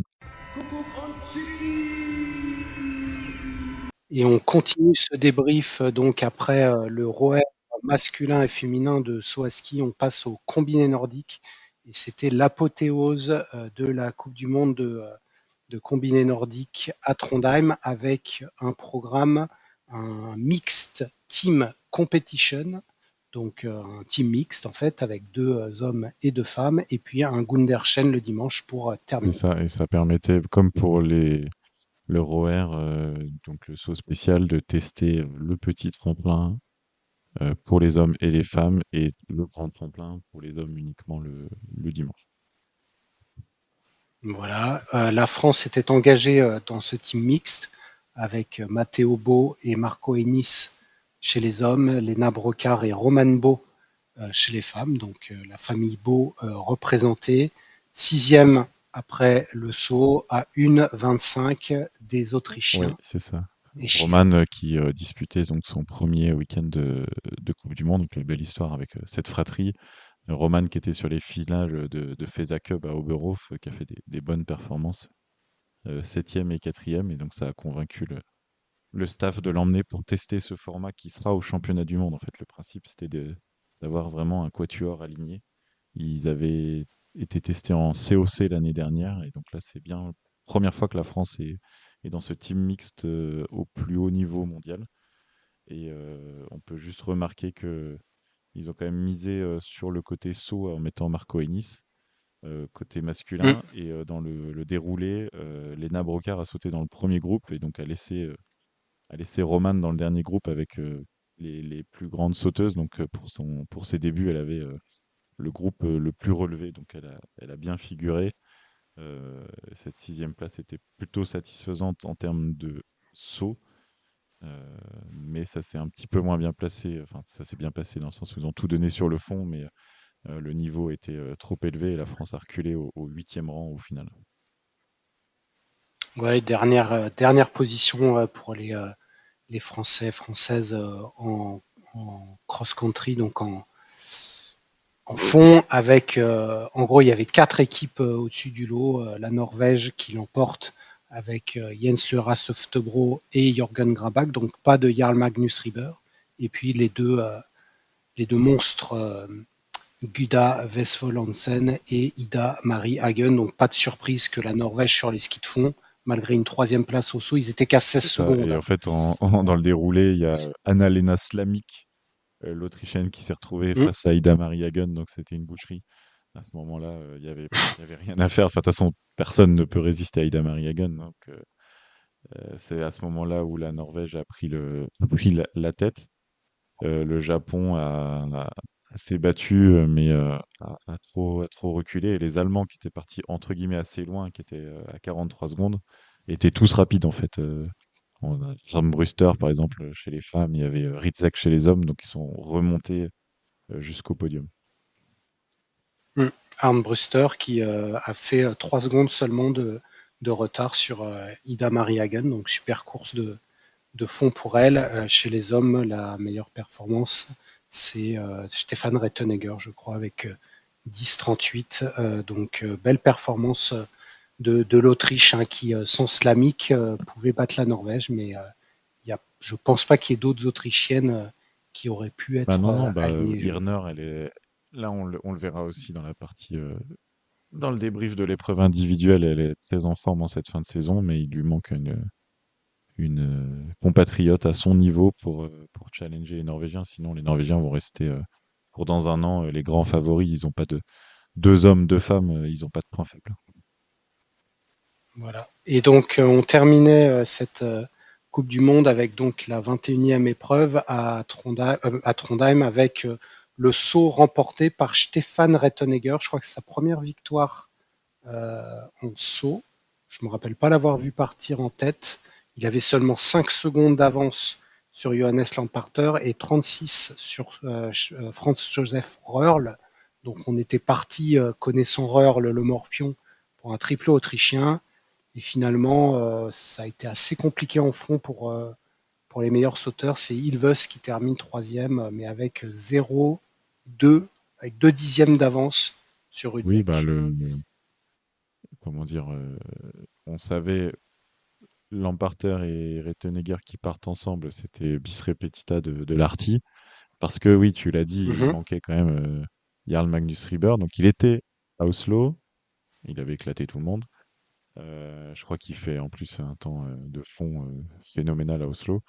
Et là, il se ressentait d'une douleur au genou, je crois, après un saut trop long, possiblement. Mais en tout cas, il a un peu cabossé sur cette fin de saison. Il était là hein, pour les remises de globe et tout ça, mais il n'a pas concouru. Donc, Il a laissé les compères autrichiens se refaire une course d'équipe. Donc là, zéro suspense jusqu'à, je sais plus comment j'avais tourné les choses à l'Arty, mais zéro suspense jusqu'à 300 mètres de la fin. C'était plus ou moins la même chose à Trondheim. Et à ce petit jeu, c'est encore l'emparteur qui a battu son jeune coéquipier qui n'a qu'un an de moins que lui. Non, même 3 mois de 3 moins. mois de moins. Ah oui, Il y en a un c'est qui est de ok. novembre Voilà. 2001 et l'autre, il est de Et février. donc, limite, c'est intéressant quand même d'avoir ce duel fratricide, mais pendant 9 km et demi, c'est inintéressant. Et derrière, le déroulé était pas Exactement. mal parce que Ilves était avec Roll, comme tu dis, le morpion. Et ils ont tenté de résister au groupe derrière. Et donc, ils ont dépensé de l'énergie et ça n'a pas marché. Le groupe Ridzek est revenu Oftebro. Donc, dans ces cas-là, on pouvait penser que c'était fini pour ceux qui ont tenté de résister. Et en fait, Mm. Ilves, il s'est remis bien au chaud dans le groupe et il a réussi à sortir un sprint final. Donc, c'est bien d'avoir vu les pistes aussi de Trondheim où on voit que sur la fin de boucle, il y a une grosse montée. Par contre, ça finit sur 500 mètres extrêmement rapide, descente en ligne droite pour rejoindre le stade. D'ailleurs, quand j'y étais, j'ai fait quelques shoots fort sympathiques parce que il y a zéro danger. C'est large comme pas possible. Tu peux faire fait 30 mètres de large, tu peux aller tout droit et de toute façon, tu as 100 mètres de plat derrière, voire 200 mètres de plat. Donc, vraiment, là, moi, j'étais à 30 km/h, eux, je pense qu'ils étaient à 60. Il reste un virage et ils finissent devant la tribune, donc une belle ligne droite aussi. Ouais, ouais, il y a moyen, d'ailleurs, en fond spécial et tout, faudra tirer parti des spécificités de la piste. Faudra être très bon dans la dernière courbe, là, pour rendre ça s'est vu aussi, hein. Ilves, il fait un super choix de trajectoire et puis il prend la troisième place et Ridzek, le malheureux, finit la saison comme ça. Il en a fait beaucoup, hein, des quatrième, cinquième places Ridzek cette saison. Ouais. Bah, en tout cas, c'est magnifique, hein, Ilves qui bat Ridzek, Oftebro, Erola, quand même 3 gros fondeurs et qui couronne. Il avait déjà été très bon, notamment chez lui à Otepé. Ilves qui fait une belle saison, il terminera sixième, mais on le verra dans le débrief. Un peu décevant, Thomas Rettenegger, sixième après le saut, 38e en fond, il s'est fait bouffer par le groupe. Il termine fatigué, hein, le quatrième. Non, il termine troisième, hein, sur le podium de la Coupe du Monde, mais c'était dur, hein. C'est ça. Ah non, pardon, je me trompe de Rettenegger. Mm, mm. Non, Pardon, voilà. Et je me suis donc, trompé de on peut noter la belle septième place de Yamamoto, alors qu'il a passé toute la course dans le groupe des gros fondeurs. Donc, on peut dire que on a vu peut-être le meilleur Yamamoto sur les skis de fond de la saison le dernier jour. Donc, ça serait bien pas mal si on le retrouvait à son niveau du début d'année dernière, l'année prochaine. Ça ferait un prétendant de plus pour les podiums. Par contre, Grabag did not oui, il finish. s'arrête à mi-course. Il était malade. Il n'arrivait pas de jus, il n'a pas réussi à suivre Greiderer. Et c'est très flatteur pour Greiderer. En interview, il a dit si j'arrive pas à suivre Greiderer, j'avais plus rien à espérer sur cette épreuve. C'est dur. Matteo Bo, 29e, c'est un de ses plus mauvais résultats de la saison. Il avait fait 2 34e place. Ouais, Euh, 26e du saut. Compliqué. Bon, bah, malheureusement, il y en a eu d'autres et comme ça cette saison. Par contre, 23e du fond, il disait lui-même qu'il a manqué d'énergie. Donc, c'était une dernière épreuve compliquée. Voilà, Marco Ainis, 33e, qui lui marque quelques points. On reparlera des quotas. Il a quand même rattrapé des points là 3 fois Ouais. d'affilée. Et C'est sa plus belle partie depuis le début de l'année Et quasiment. Antoine Gérard qui finit aussi dans les points à la 37e après le 40e saut et un Mm. 29e temps de fond, c'est bien parce que il y avait eu quand même Il quelques n'avait pas épreuves. marqué de points depuis Ouais, Chonard. voilà, donc c'est bien Ça date. symboliquement de finir la saison dans le top 40. C'était beaucoup plus compliqué pour Maël Tirode, 49e avec un 54e saut, 44e temps de fond. Et Gaël Blondeau encore un peu derrière, 52e avec le 56e saut. Donc là, c'était vraiment très difficile. Et un bon temps de fond, la 20e, mais il partait de trop loin. Voilà, on vous débriefera l'entièreté des classements. On vous garde un peu de suspense, la meilleur sauteur, meilleur skieur. Mais en tout cas, on peut le dire, hein, Jarl Magnus Rieber qui avait déjà assuré son globe, je crois que c'était après Seefeld, Ouais. c'est ça? OTP, OTP. ou OTP. Donc gagne avec 284 points d'avance sur Johannes Lamparter. Tous les deux ont manqué 2 épreuves. Donc voilà, c'est comparable, on va dire. Oui, c'est ça. Bah, c'est pour des raisons différentes, parce que Rieber, on a l'impression que c'est plus à la carte, mais on en a déjà parlé. Mais d'ailleurs, c'est pas Lamparter, hein, le deuxième, c'est Rettenegger, parce que justement, il, Rieber a 340 points d'avance sur Stefan Rettenegger, donc, Voilà, je suis vraiment sur les mauvais et résultats à chaque Johannes fois. Lamparter, justement à cause de ses 3 absences. Mm. Bah, quand il tombe malade à Oberstdorf et le week-end complet de Schonard, bah, manque le podium pour ça. Mais sportivement, je pense qu'il avait, enfin, il manque pas le podium, il manque la deuxième place. Et Mais sportivement, il était meilleur que un tout son. petit peu meilleur, mais en tout cas, voilà, on avait un beau trio. Et donc, tu l'as dit, ensuite Grabach et ensuite Ilves, c'était un vrai beau top 5 cette saison. Et on détaillera, comme tu, plus en détail, tout ça dans un épisode dédié. Voilà, on va quand même parler des quotas parce qu'on en a parlé tout le long de la saison. Donc fin de la quatrième période, top 55 et on a 5 Français avec la 54e place d'Antoine Gérard, 6 points devant Andrews et 7 points devant Henkemmer. Donc là, les derniers points d'Antoine Gérard, ils étaient Ouais, bienvenus, quoi. ouais, j'ai bien vu. Et donc, ça veut dire un début de saison à 5 l'année prochaine, Ouais, vraisemblablement à Ruka. Bah, c'est une bonne nouvelle. c'est une bonne nouvelle. Et puis après, il y a les quotas supplémentaires pour les champions juniors, mais qui ne sont pas pour la France. Donc, 5 Français, à voir qui y aura, hein. Est-ce que c'est les 5 là? Est-ce qu'un jeune va remplacer un Bah, des est-ce que sauteurs? Laurent On Mulletala verra. reviendra aussi, hein, et on compte quand C'est même sur ça. lui. Là, il a arrêté sa saison parce qu'il a été malade, il manquait de forme, mais c'est pas une fin de carrière, hein. Donc, normalement, intrinsèquement, il a sa place dans ce quintuor, ça se dit ça? Mm. Donc, à suivre, on va maintenant débriefer l'épreuve finale féminine de Trondheim. Et merci Will pour cet épisode. On se retrouve à Planica. On se retrouve pour le débrief. Bye bye.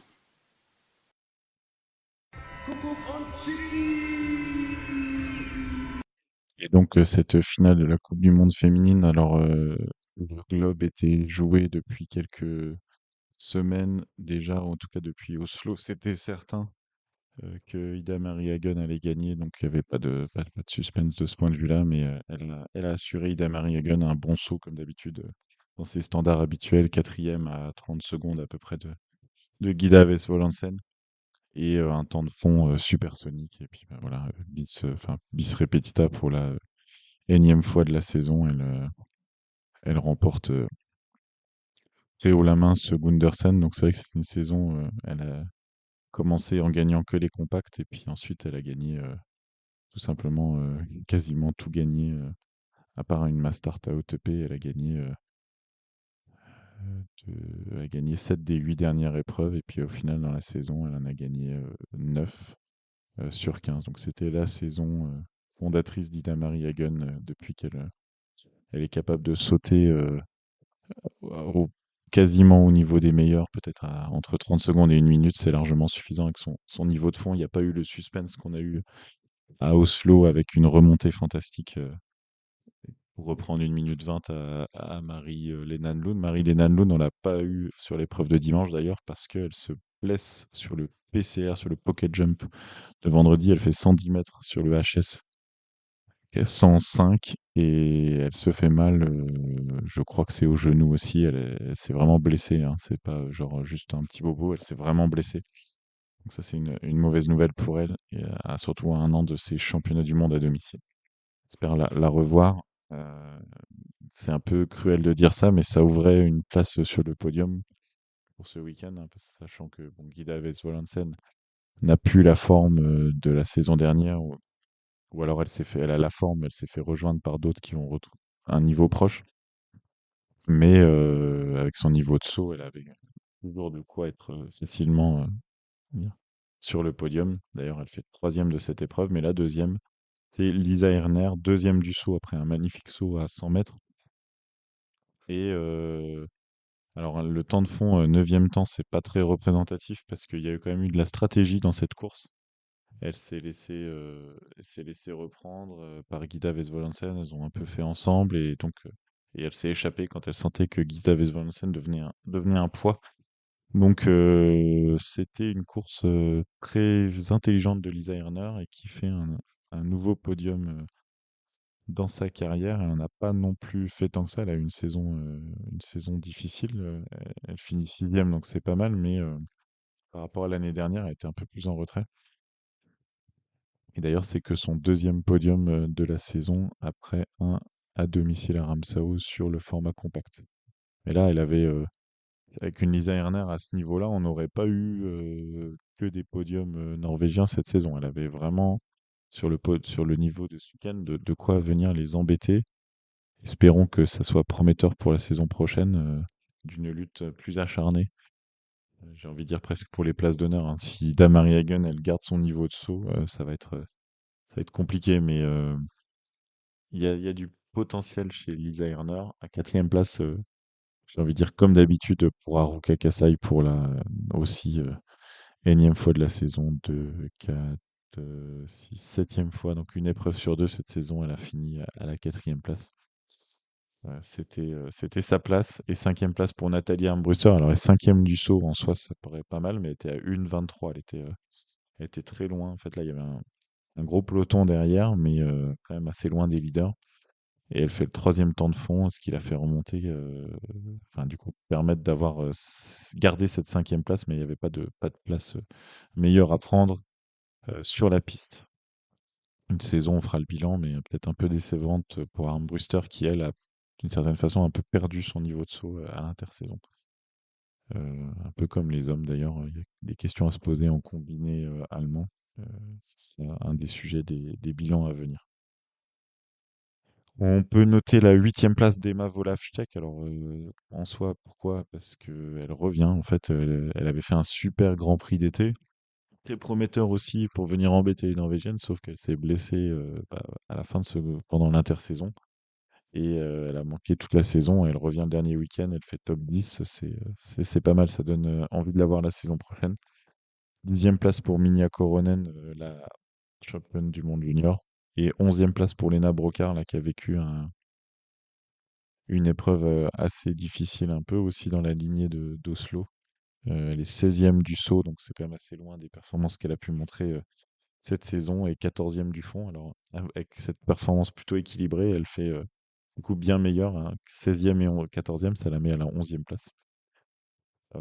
Pour sa première épreuve de Coupe du Monde, Roman Bo termine 28e. Après, on peut noter un très bon saut à la 19e place. Donc, on voit qu'il y a un niveau de saut qui est là. Et Roman est très jeune, hein, les deux, de 2007, je crois. J'espère ne pas me tromper. Euh, et donc, euh, ça, c'est un sport où il y a peut-être un peu de maturité à prendre avant de performer sur les skis de fond. 2006, pardon, Roman. Et donc, et ben, il y a des promesses pour la saison prochaine. Est-ce qu'elle fera une grande partie de la saison en Coupe du Monde ou qu'elle va continuer à faire ses gammes et à progresser dans les circuits type FESA Cup? On aura la réponse bientôt. En tout cas, sa présence sur le Team Mix montre que le staff français a vraiment l'intention d'emmener une équipe compétitive l'année prochaine sur ce format. Et donc, on peut conclure, je l'ai commencé comme ça, cette intervention sur le combiné féminin avec le premier gros globe en carrière d'Ida Marie Hagen, qui détrône Guida Vesvolansen, qui avait tout gagné pendant 2 saisons. Donc, le passage de témoin, et on espère les retrouver l'année prochaine tout au top, avec peut-être des nouvelles têtes pour la prochaine saison de combiné féminin. Et merci de nous avoir écoutés. Bonne fin d'épisode et à bientôt.